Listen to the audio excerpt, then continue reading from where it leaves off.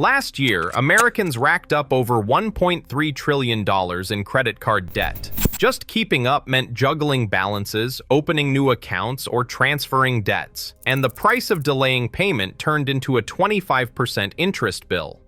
But here is what no one expected. Today, only the financially privileged can afford to live credit card to credit card. If revolving debt used to be a lifeline, how did it become a luxury? The answer starts with the three moves millions now rely on, and the consequences most never see coming. Picture a renter in their 30s living in a mid-sized city. Each month, the rent comes due, groceries and utilities follow, and the paycheck never quite covers it all. Instead of paying the credit card in full, they carry a balance, using the card as a rolling loan rather than a payment tool. This is what it means to live credit card to credit card. Every month, a decision about which bill to push into the future and which one cannot wait. There are three main moves people use to keep that juggling act going. The first is revolving a balance, paying only part of what is owed and letting the rest carry over with interest. The second is the balance transfer, opening a new card with a 0% introductory offer, then shifting the old balance over to buy some breathing room. The third is opening a fresh card, just to keep cash free for essentials like rent, groceries, or car repairs, while the balance on the old card continues to grow. Each tactic is a way of turning tomorrow's promise into today's survival. This is not a rare story. According to the New York Fed, Americans held about $1.23 trillion in credit card balances in the third quarter of 2025. That is not just a big number, it is a sign that for millions, the idea of paying in full is out of reach. The credit card has become a lifeline, a bridge from one paycheck to the next. For many, it is the only way to keep the lights on and the rent paid, even if it means owing more with every passing month. Two numbers, both enormous, try to capture the same reality: how much Americans owe on their credit cards. The New York Fed puts the total at about $1.23 trillion for the third quarter 2025. The Federal Reserve's G.19 report, using a different method, shows revolving consumer credit approaching $1.314 trillion by November 2025. The gap is not a rounding error, it is the result of two distinct yardsticks. The New York Fed uses credit bureau data, pulling from the records of millions of individuals to estimate balances. The Federal Reserve's G.19, by contrast, surveys banks and other lenders directly, gathering reports on outstanding loans every month. Timing plays a role. The New York Fed updates quarterly, while G.19 is monthly. Coverage matters too. G.19 captures a broader range of lenders, including some the New York Fed might miss. Reporting differences add another wrinkle. Laura Demberger, an economist at the New York Fed, says different methods tell the same huge debt story. Whether the total is about $1.23 trillion or $1.314 trillion, the message is clear. The pile is massive, and it keeps growing. Both yardsticks show the same trend: debt swelling during a period when everyday costs have climbed. For anyone living with a balance, the precise number matters less than the reality it represents. No matter which official total you use, the hole is deep, and it is getting deeper. Interest rates on credit cards have climbed to levels not seen in decades. According to Federal Reserve data, the average rate at commercial banks landed between 21% and 22% in late 2025. But that is just the baseline. The Consumer Financial Protection Bureau reports even higher averages: 25.2% for general-purpose cards, the kind most people carry, and 31.3% for private label store cards. The gap to store cards is staggering. For someone carrying the typical balance, the price of time is steep. The Consumer Financial Protection Bureau's Laura Stewart points to a simple number. $5,300 is the average balance per active cardholder in 2024. With a 25% annual percentage rate, interest alone is roughly 2% of that balance every month. That is more than $100 in interest just to stand still. Most minimum payments are around 2 to 3% of the balance, so a large chunk goes straight to interest, barely touching the debt itself. The monthly payment often covers interest more than principal.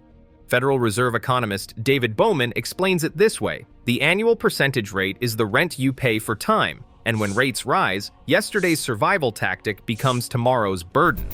For many, the math turns punishing. A minimum payment may keep the account in good standing, but the balance barely shrinks. Month after month, the cost of carrying debt grows, while the promise of paying it off drifts further out of reach.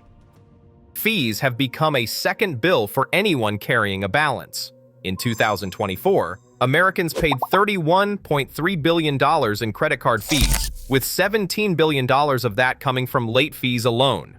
Even the so-called escape hatch, the balance transfer, cost cardholders $2.1 billion in fees. For many, these charges are not a rare penalty. They are a regular part of the monthly math, quietly stacking up alongside interest.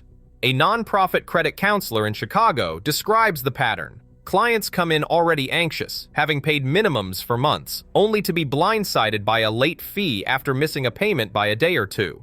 That single fee can set off a chain reaction.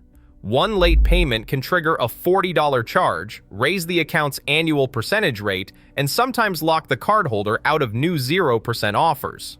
The next month, the minimum goes up, but the paycheck does not. Not everyone faces the same costs. The Consumer Financial Protection Bureau found that cards with 0% introductory annual percentage rate offers accounted for about 1/3 of all credit card purchase volume, $899 billion in purchases, and $352 billion in balances in 2024. But access to those deals is tightly controlled. Lenders reserve the best offers for people with high credit scores, while those with weaker credit are more likely to get denied or offered higher rates and stiffer fees. For a renter juggling bills, the difference is stark. One group gets a lifeline, the other gets a penalty. The numbers reveal a quiet divide. Minimum payments keep the account open, but fees and interest keep the balance alive. For millions, the real cost of credit is not just the rate on the statement. It is the steady drip of fees and the knowledge that relief is not guaranteed. Inflation has slowed, but the cost of living has not given anyone a break. Over the 12 months ending December 2025, the Consumer Price Index rose 2.7%. Shelter costs climbed even faster, about 3.2%, and shelter alone now makes up more than 1/3 of the typical household budget. Food prices are up too, just over 3%. Wages have inched ahead, with real average hourly earnings rising 1.1% in that same period, but for many, paychecks still lag behind the bills. The personal saving rate sits at just 3.5%, far below the highs seen during the pandemic. For households with thin buffers, credit cards fill the gap. Yet the burden is not spread evenly. Deep subprime borrowers, just 14% of accounts, pay about 40% of late fees. Private label cards, holding 7.5% of balances, rack up 1/3 of all late fees. For those already stretched, being broke costs more than ever. Delinquency on credit card loans at commercial banks reached 2.98% in the third quarter of 2025, the highest level in over a decade. Charge-offs, loans that banks have written off as uncollectible, hit 4.17% in the same period. These numbers capture a simple reality: more people are falling behind, and more debt is being wiped from the books. For those still making payments, the price of carrying a balance has soared.